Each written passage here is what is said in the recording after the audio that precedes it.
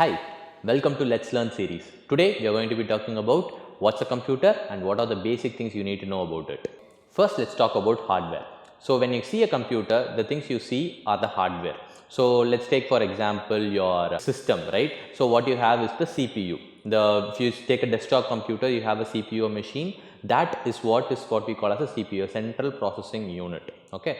The second thing what you immediately see is the devices that is around the computer, basically your monitors, your keyboards and other things, right? So those are what we call as input output devices, where basically the keyboards and mouse, or if you're using a laptop, the trackpad and the display, those are what you use to interact with the computer. You give input and see the output.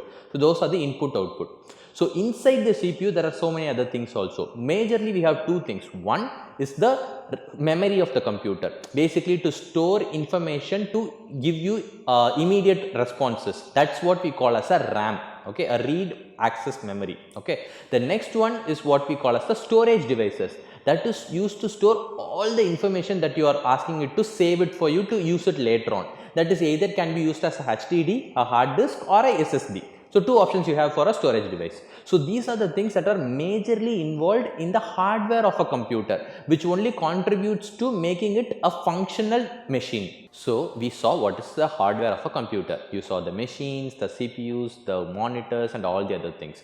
With all that, it is still only a machine, right? It has the wires, the processors and all those things, but it's still a machine, right? So you need something to interact with it. So you need to open up something, internet, or you have to play a video or see an image. So you do a lot of interaction with the computer, right? So to do all those interactions, you need something that will help you interact with the computer. That is what we call as an operating system. So operating system is majorly used for the user to interact with the computer, to basically use it for different tasks. So it will be organizing the whole process of what you're using the computer for.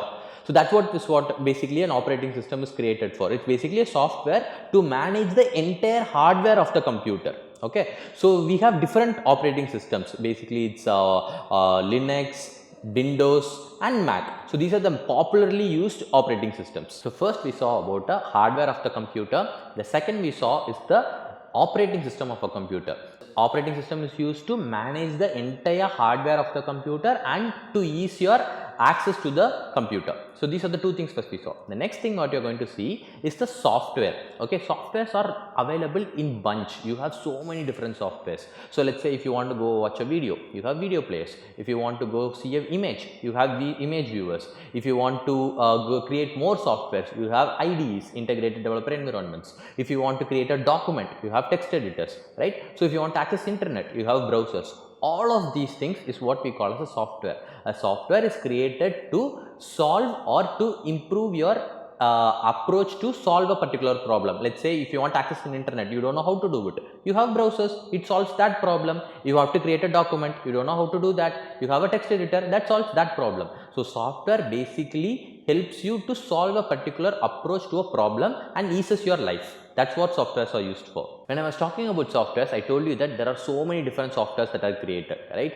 So if you want to create a software, you can create it only using a programming language. A programming language is what is used to interact with the computer, to instruct a computer to do something, right? So if you want to learn that, and only then you will be able to create a software, right? So there are so many different programming languages available like C, C++, Java, Python, HTML, CSS, JavaScript and many more, right? So if you want to learn this at a beginner level, there are so many different platforms available like what we have at HackerKID. And what is beauty about HackerKID is you can learn it all through a gamified way. We have so many different coding games for you kids available for you to learn and understand the basics of programming language and create your own amazing softwares. So this is what is the basics of the computer. You need to know about the hardware, software, operating system and the programming languages.